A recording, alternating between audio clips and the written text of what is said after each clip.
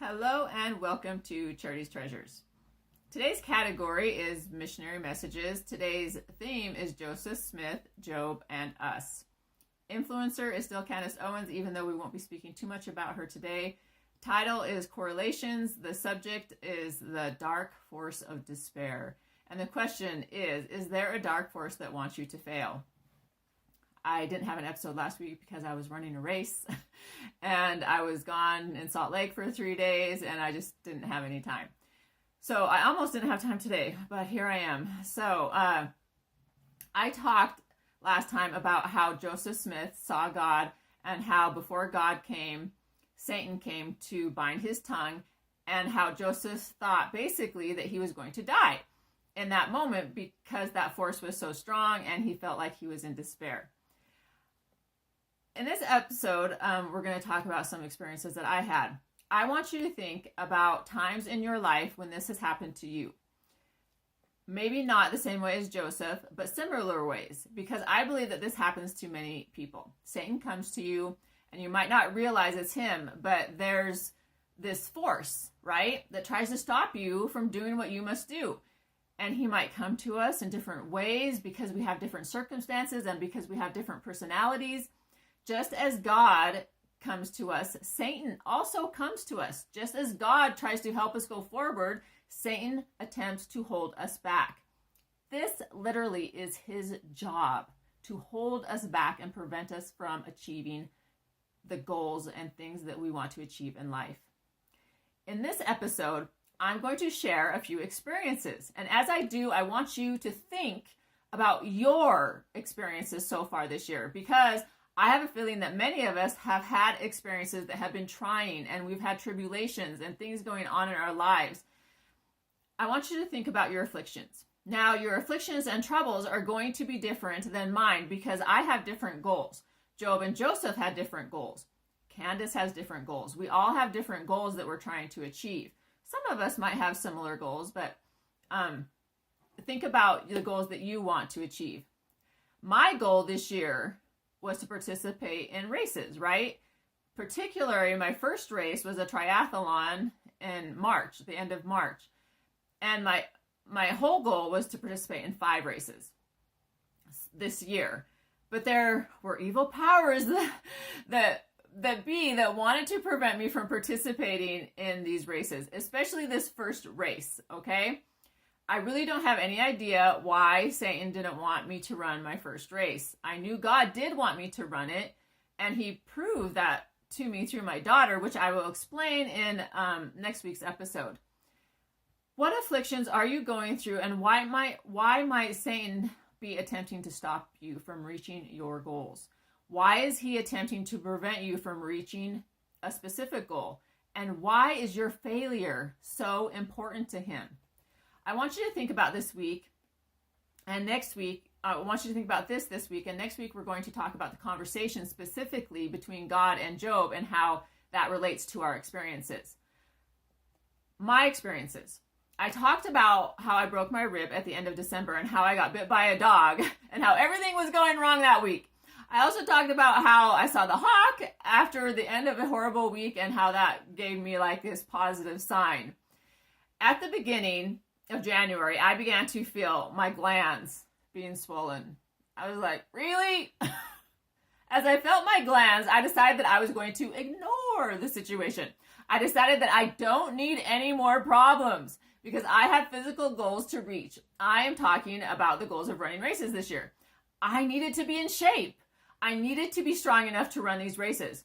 As the month went on, I noticed I began to get more tired, like sleepy.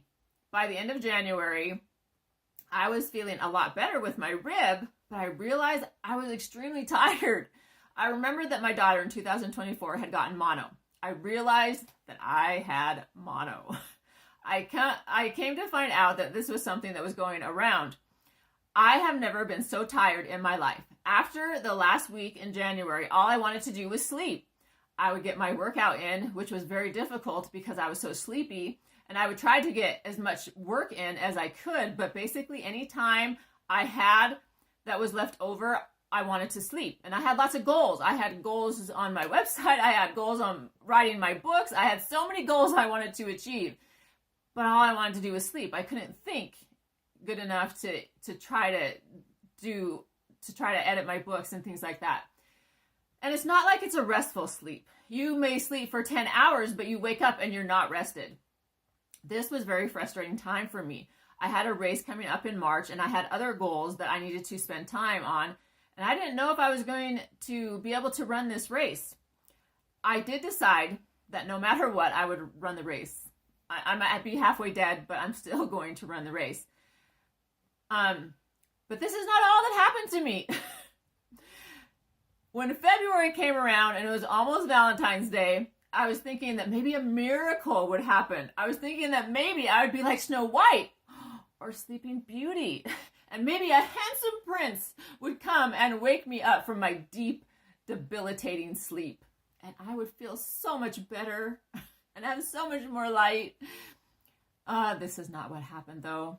February 13th, I went to bed right after the stroke of midnight, literally after the stroke of midnight, because I looked at the clock. I felt like Cinderella. And any magic that I thought would happen quickly went away. Then I was left to reality. And there was no magic slipper that would eventually bring my prince to me and wake me up. Almost immediately after the stroke of midnight, I woke up because I was having a horrible, scary dream. In this dream, there was this dark, angry force holding me down. This dark force has come to me many times in my life, especially when I am trying to reach goals. But in the dream, as he was holding me down, I was being injected with some sort of toxin. After the dream ended, I realized I needed to get up. In many ways, like Joseph, I felt despair very quickly after I woke up. I felt so sick. It took all my energy to get up because I was still like in the dream, and I felt like someone was holding me down and putting this toxin inside of me, and it was making me so sick that I could barely move. But I did get up. I used the restroom as I was trying to collect myself, but I was so tired and trying to realize what just happened to me, because even though it was a dream, it physically was happening to me. I was so tired that I had to go back to sleep, though. I went back to sleep, and a couple hours later, I had the dream again. After this dream, I felt even sicker than when I had the last one. I felt even more fatigued. But again, I felt like I needed to get out of bed. I felt if I didn't get out of bed, then I would never get out of bed. I literally felt that in that moment. I followed the same pattern as before. And again, I was so tired that the only thing I could think about was going back to bed and trying to sleep. By this time, my energy totally has depleted me. A couple hours later, I again have the same dream. This time, I got out of bed and decided that I should go sleep on my recliner. I did so, and I finally fell asleep for a while. When I woke up, I had never felt so sick in my life. I was so sick. But in my mind, I thought, I need to keep going. I must get up for a run, I told myself. I must get up and run. This was one of my heavy workout days, and I thought I needed to get this workout done. I really didn't know how I did my workout that day, but I did it. I lifted my weights. I went for a run. I know I could have only done it because of God's strength that he was giving me, because I knew that he wanted me to do it, even though it was really hard. After February 14th, I realized that I had influenza. So I was tired from mono, and I was sick from influenza. Like I said before, I do not get sick. So this experience was new for me, as I had two sicknesses at a time that were very depleting on my body and mind. The influenza lasted almost a month, all the way into March. And I was so cold that month, and my lungs hurt. During this time, I continued to run up the mountain. Many days I thought I would die. I seriously was running, and I was like, my lungs hurt so bad. They were on fire, and I was like, I'm going to die. I continued, though, to do my workouts. I knew if I did not, I would not be ready for the race in March. And this was my first triathlon, and I didn't want to miss it. I didn't know how I was going to participate in the race because of all this affliction physically that was upon me. I was also not able to practice swimming for the race, as my time was limited because I was spending so much time sleeping. My daughter saved me. I will talk about that next episode. So these were the afflictions that came upon me before I had to run my first triathlon and reach this goal that I had decided to do 5 months before. I signed up for this 5 months before. And just to add a cherry on top of the banana split, I had gotten an infection in my chin. When I run, especially since it was so cold in the winter months, I was cold because of influenza. I had to dress really warm just to keep myself warm. And my hoodie had a string and it was always going back and forth on my chin. So it was rubbing against my chin, and then I realized that I had this infection and my whole chin was just black and blue and full of just blood. It was just had so much blood in it. And it's hard to get all the blood out at once. You have to do it slowly. So there was so much blood in my chin that if a vampire was real, I would have garnered their attention and they definitely would have wanted to suck my blood. And I probably wouldn't have minded because it would have felt good to get all that blood out of my chin, as this was very painful. And it's just now starting to heal. Like, it's a little bit better now, but it took so long. It was on my whole entire chin. So I'd be like, yes, vampires, come and suck my blood. Especially since, I don't know, I always had this fascination with vampires. Okay, so for about 2.5 months, I was like a walking zombie with broken limbs. You know, the kind of zombies that wave their arm, hanging and swinging back and forth in the wind. In our last episode, we talked about Job. We talked about how God allowed Job to be afflicted by Satan. Don't you think the same thing happens with us? Do you think that God allows Satan to afflict and oppose us just like he allowed it to happen to Joseph Smith when Joseph Smith was in the sacred grove and went to pray to God? God obviously knew Joseph and Satan were there. He obviously knew that Satan wanted to tempt him, or rather bring opposition to him, which kind of did bring a little bit of affliction upon him as he was in deep despair. It is almost as if all of this was supposed to happen. The reality is Satan can't do anything unless God allows it. I was being afflicted by a force from an unseen world. Joseph was being afflicted by a force from an unseen world. This dream I had was real. The toxins being injected into my body was literally happening to me in that moment. Valentine's Day decided to give me something different than a kiss from a handsome prince. Valentine's Day brought me the kiss of death instead of the kiss of life. The reason I'm telling you this story is because Satan was aware of Joseph. Satan is aware of me. Satan is aware of you.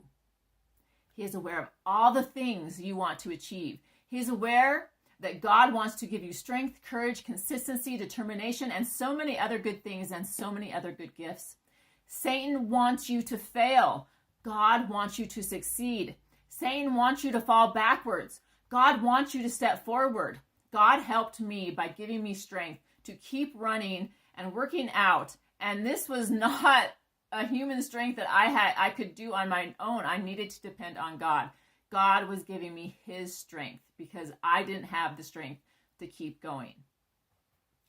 So we'll end there. And next week we'll talk a little bit more about how the conversation of Job and how the conversation of Job between God and Satan relates to these experiences and how it relates to my experience, which you can relate it to yours. So I hope that you guys think about your afflictions and think about how Satan is afflicting you.